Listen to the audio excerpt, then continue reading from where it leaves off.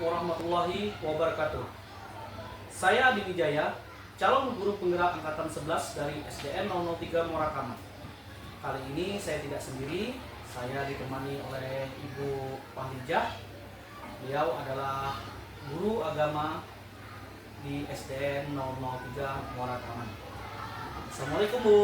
Waalaikumsalam warahmatullahi wabarakatuh. Bagaimana Bu kabarnya hari ini Bu? Alhamdulillah baik Pak. Iya, alhamdulillah Bu ya. Nah, hari ini kita akan melakukan percakapan pra-observasi ya Bu. Sebelum saya melakukan supervisi di kelas nantinya. Baik Pak. Nanti setelah pra-observasi saya akan mengamati jalannya proses pembelajaran yang Ibu lakukan nanti di dalam kelas. Adapun tujuan dilakukannya supervisi ini adalah untuk mengetahui dan mengevaluasi jalannya proses pembelajaran yang akan Ibu lakukan nantinya. Percakapan kita hari ini ada tujuannya Bu ya. Mengapa kita melakukan percakapan pra-observasi pada hari ini? Yaitu sebagai persiapan awal sebelum Ibu nantinya melakukan kegiatan pembelajaran agar lebih siap dan lebih percaya diri, sehingga dapat memberi pelajaran yang terbaik bagi murid. Begitu Bu ya. Ya, baik Pak. Nah, ada beberapa pertanyaan yang akan saya sampaikan kepada Ibu. Yang pertama berkaitan dengan tujuan pembelajaran. Kira-kira nih Bu, apa tujuan pembelajaran yang ingin Ibu lakukan? Tujuan pembelajarannya adalah agar peserta didik dapat mengetahui tentang halal dan haram dalam segala aspek kehidupan. Oh ya. Jadi apa area pengembangan yang ingin Ibu capai?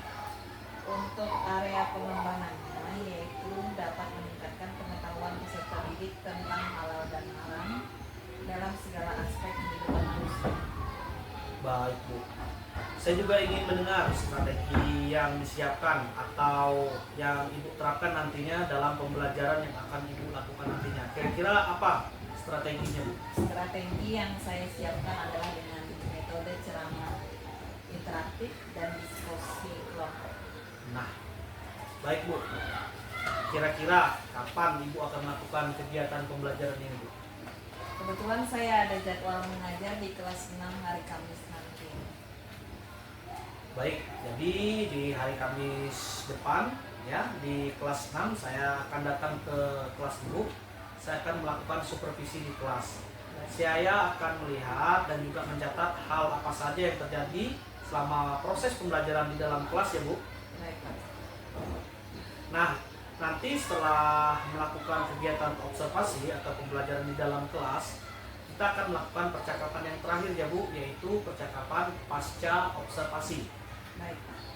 Nah, sebelum kita akhiri percakapan kita hari ini, kira-kira nih Bu, apa yang ingin Ibu dapatkan dari hasil percakapan kita hari ini Bu? Dari hasil percakapan kali ini, saya mendapatkan gambaran strategi apa yang akan saya terapkan di saat pembelajaran di kelas. Oke Bu, baik Bu. Terima kasih Bu ya atas waktunya sudah berbincang-bincang dengan saya. Sampai ketemu lagi di kegiatan observasi di kelas Bu. Ya, baik, sama-sama Pak. Demikian percakapan kita hari ini. Sampai ketemu di kegiatan observasi kelas dan juga percakapan pasca observasi. Waalaikumsalam warahmatullahi wabarakatuh.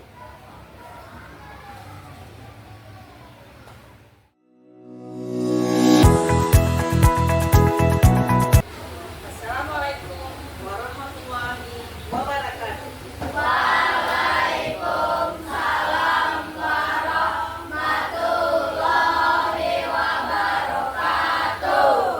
Alhamdulillah, luar biasa, senyum ceria, yes. Anak-anak, sebelum kita belajar, marilah kita berdoa. Untuk ketua kelas, silakan pimpin doa sebelum memulai pelajaran. Silakan ketua kelas. Berdoa. Siap. Mulai pelajaran, mari kita berdoa. Berdoa dimulai. Alhamdulillah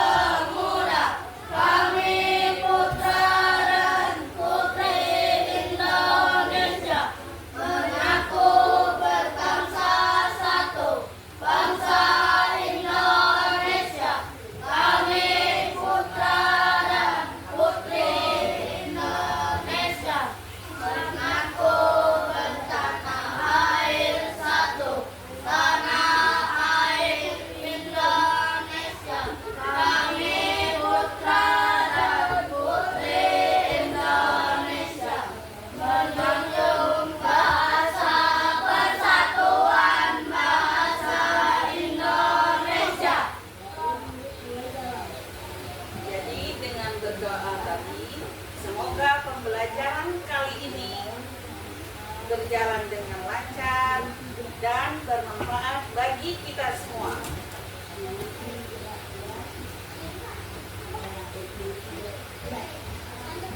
Sekarang Ibu mau bertanya kepada kalian, apakah kalian di kelas ini punya cita-cita dan ingin menjadi orang yang sukses? Jadi, setiap orang mempunyai cita-cita dan berkeinginan menjadi orang yang sukses. Kenapa setiap anak harus belajar? Karena tidak ada seorang pun yang bisa menggapai cita-cita atau menjadi orang sukses tanpa belajar. Jadi kalian sudah tahu bahwa belajar itu sangat penting. Sekarang Ibu mau bertanya tentang kalian. Apakah kalian di pagi hari ini dalam keadaan sehat? Sudah sarapan? Alhamdulillah. Jadi pagi ini kita semua dalam keadaan sehat. Sekarang coba, adakah di antara teman kalian yang tidak hadir pada hari ini? Ada. Siapa namanya? Alvin. Alvino. Adakah yang di antara kalian tahu tentang kabarnya pada saat ini? Tidak. Baiklah, Ibu akan mengabsen kehadiran kalian. Tolong tangannya diangkat ya. Abdil Al-Hafiz, Andika, Alvino tadi tidak ada ya. Al-Jahra Safira, Akila Wardaniati, Bagas Winata, Keisa Octavianur, M. Febri, M. Wahyudi, Muhammad Husain Ramadan, Muhammad Iqbal, Muhammad Mukafi, Nikita Safira, Kania Saputri, Rika Regina Putri, Sahira Almadina, Selvi Rahmayanti, Jaki Saputra. Jadi sudah Ibu data kehadiran kalian pada pagi hari ini. Kembali lagi, kalian hari ini semangat enggak? Sekarang coba ingat dengan tepuk semangat. Ayo kita semua rame-rame tepuk semangat. Ayo dipimpin oleh Bagas. Ya, silakan Bagas. Ya, mulai. Tepuk semangat. Dan dan dan. Ding ding ding. Dum dum dum. Dan dan dan. Ding ding ding. Dum dum dum. Aha aha. Semangat. Iya, bagus. Jadi semua pada pagi hari ini pada semangat enggak? Semangat. Tentang pembelajaran pada hari ini tentang hukum halal dan haram.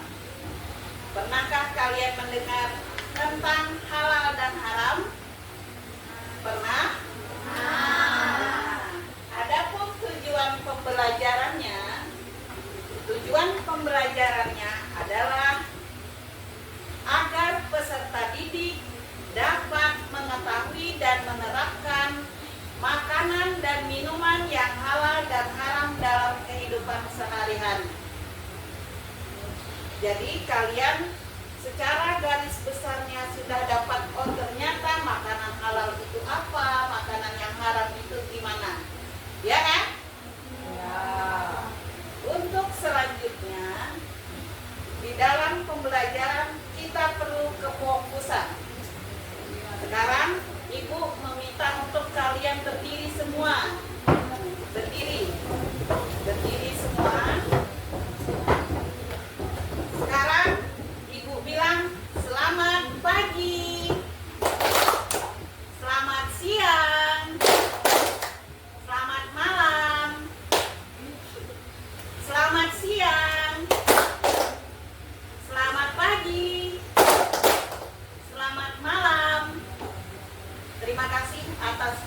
pembahasannya. Silakan duduk kembali seperti biasa. Dan sekarang kita akan memulai materi pembelajaran tentang hukum halal dan haram. Jadi tadi sudah bilang ada yang sudah mendengar tentang halal dan haram. Halal adalah suatu yang dibolehkan oleh Allah atau oleh syariat agama. Sedangkan haram adalah sesuatu yang dilarang oleh Allah dan syariat agama. Jadi secara garis besarnya kalian sudah memahami bahwa halal itu dibolehkan dan haram itu tidak diperbolehkan atau dilarang dilakukan. Berikut ada beberapa hal yang perlu diketahui tentang halal dan haram. Halal dan haram tidak hanya berlaku untuk barang konsumsi, tetapi ada beberapa aspek yang menyangkut tentang halal dan haram, baik itu perbuatan, sikap, ataupun ucapan. Penentuan halal dan haram itu didasarkan pada Al-Quran. Jadi ketentuannya mengatakan yang haram itu yang kuat adalah berdasarkan Al-Quran, Al-Hadis, dan ijtihad atau kaidah-kaidah hukum. Mengkonsumsi yang halal dan suci merupakan perintah agama yang hukumnya wajib.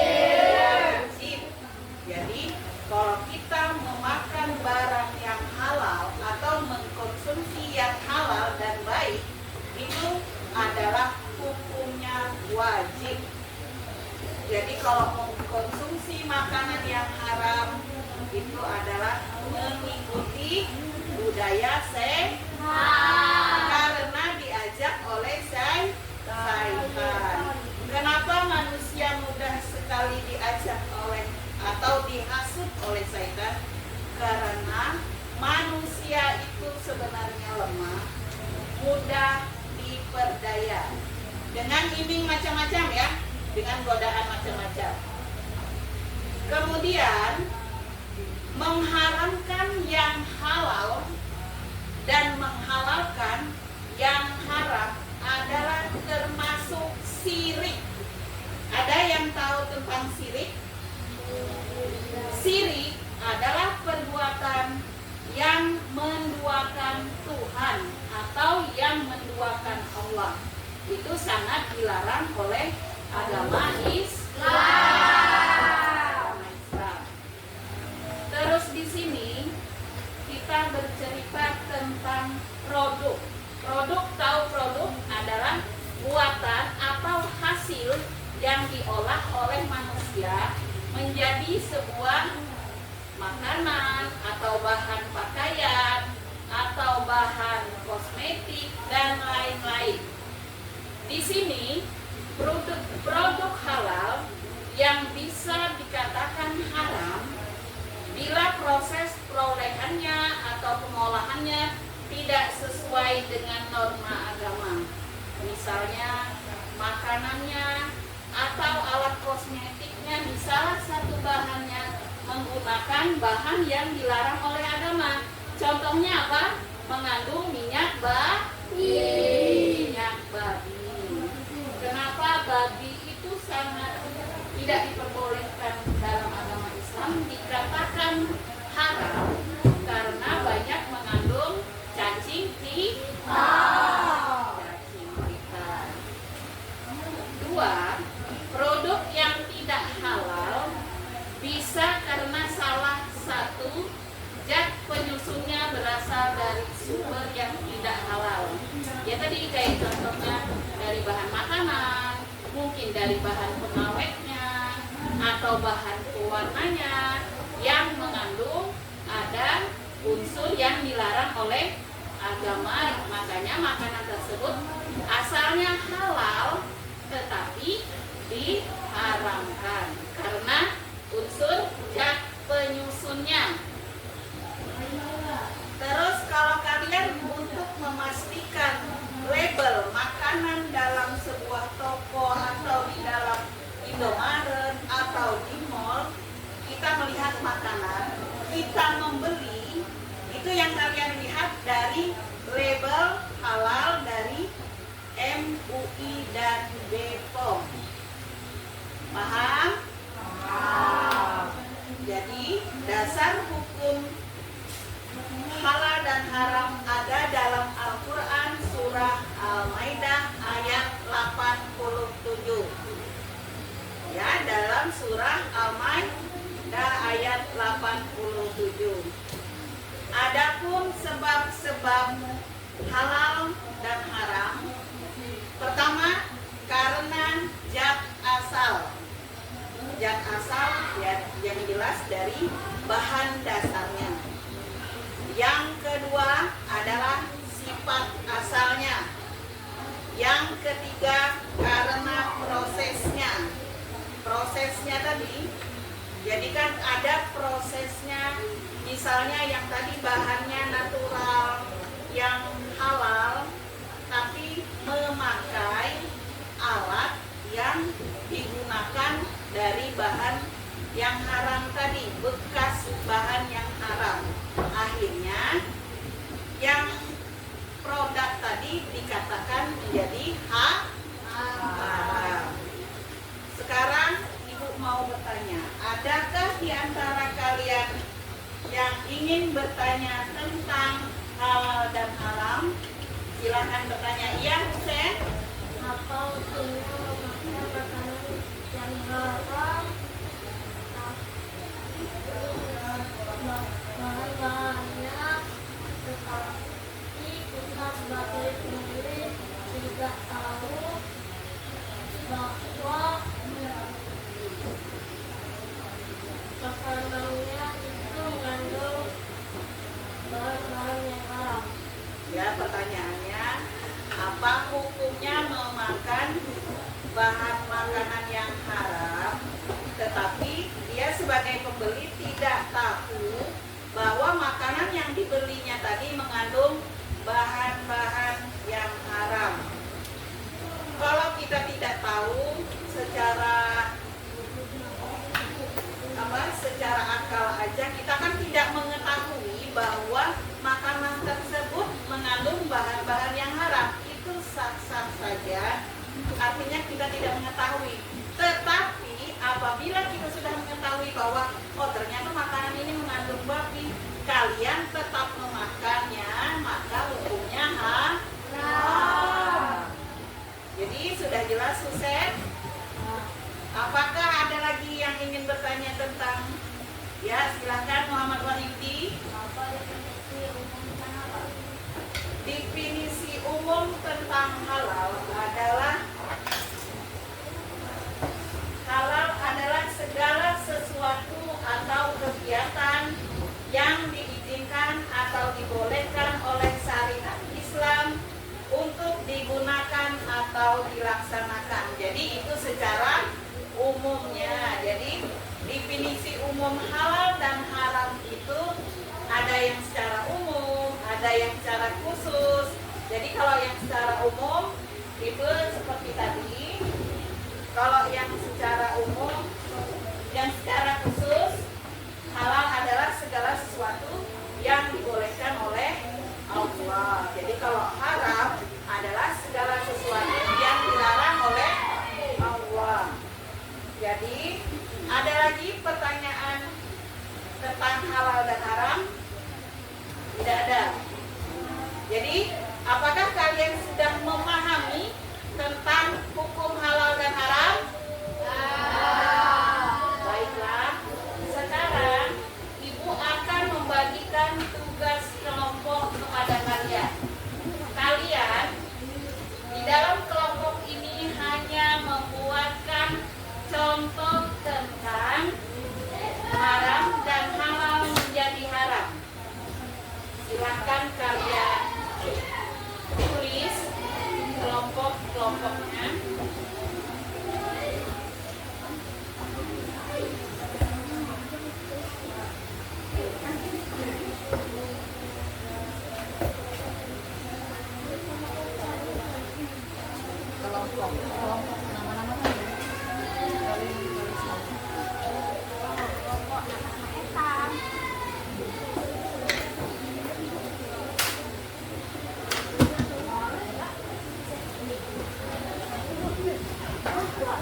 Sudah semua? Sekarang yang bertugas menulis, silahkan menulis nama-nama orang yang ada di dalam kelompok kalian atau anggota kelompok kalian ya. Tulis namanya dulu, baru kalian buat contoh yang haram. Terus contoh halal menjadi haram. Jadi kalian bisa berkolaborasi, pendapat-pendapatnya dikolaborasikan tentang yang contoh yang haram, contoh yang halal menjadi haram. Ya, silahkan bekerja ya.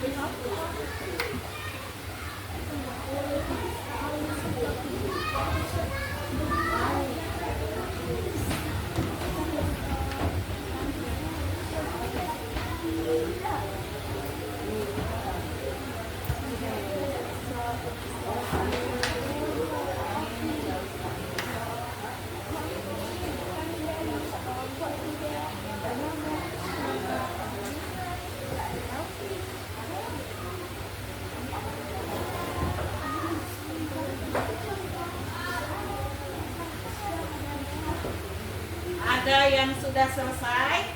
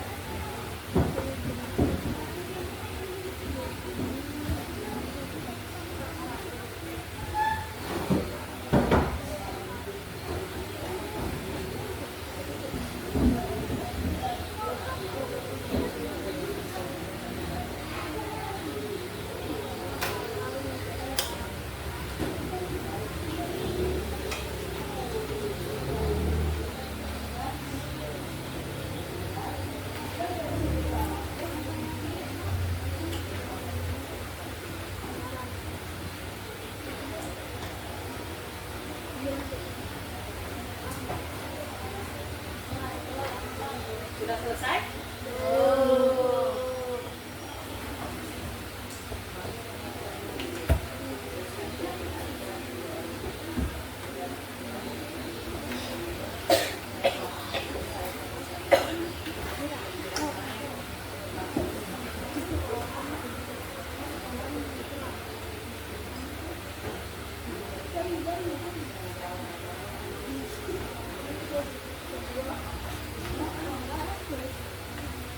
Ya, sekarang coba kelompok 2 dulu yang sudah selesai, Ibu lihat, silakan dibacakan hasil dari diskusi di antara beberapa teman kalian. Silakan kelompok 2 dibaca.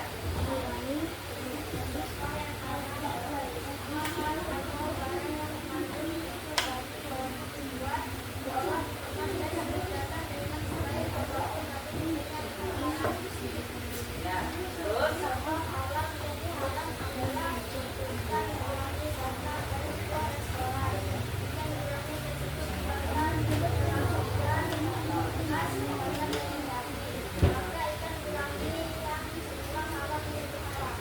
ya, silakan tepuk tangan, beri temannya tepuk tangan. Itu tadi tanggapan dari kelompok 2. Sekarang dari kelompok 1. Silakan kelompok 1 untuk membacakan. Yang agak keras ya, biar didengar oleh teman-temannya.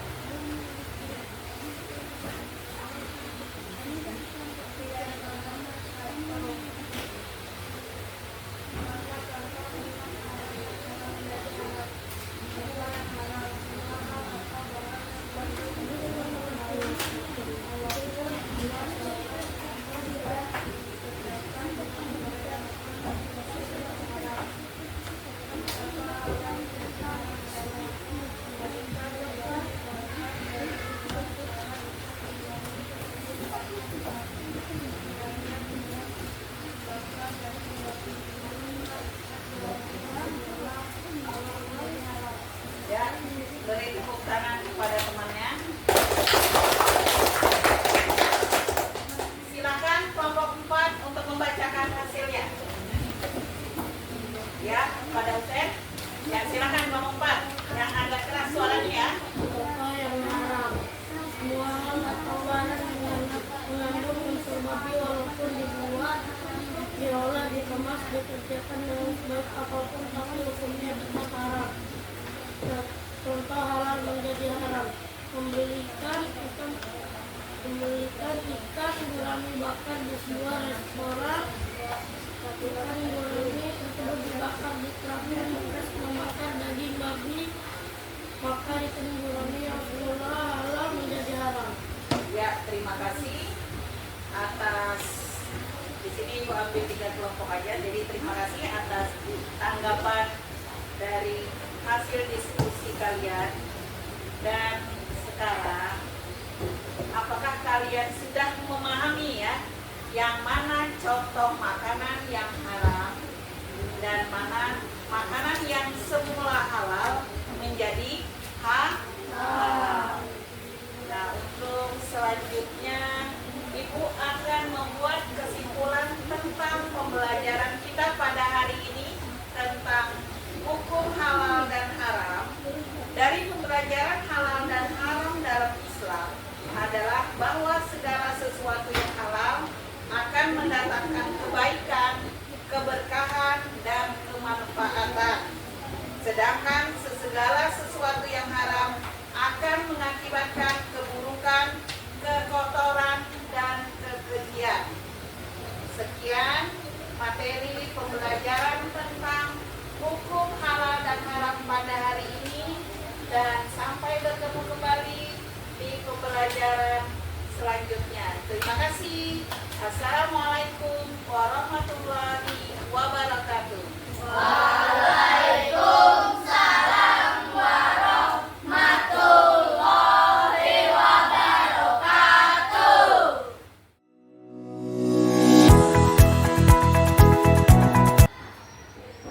Assalamualaikum warahmatullahi wabarakatuh.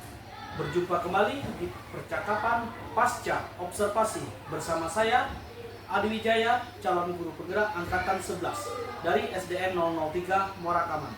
Saya masih ditemani oleh Ibu Olijah sebagai guru yang telah diobservasi pada kegiatan supervisi akademik.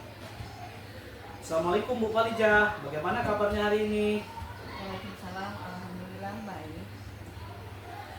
Baik, dalam percakapan pasca observasi ini, saya akan memberikan pertanyaan-pertanyaan terkait dengan jalannya proses pembelajaran yang telah Ibu lakukan untuk mengevaluasi sejauh mana proses pembelajaran yang sudah Ibu lakukan.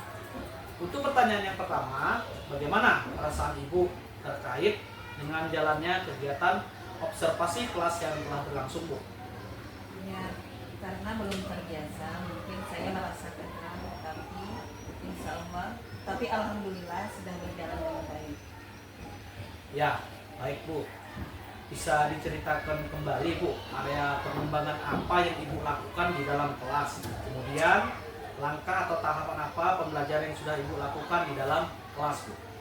Untuk area pengembangannya yaitu dapat meningkatkan pengetahuan peserta didik tentang halal dan haram dalam segala aspek kehidupan manusia.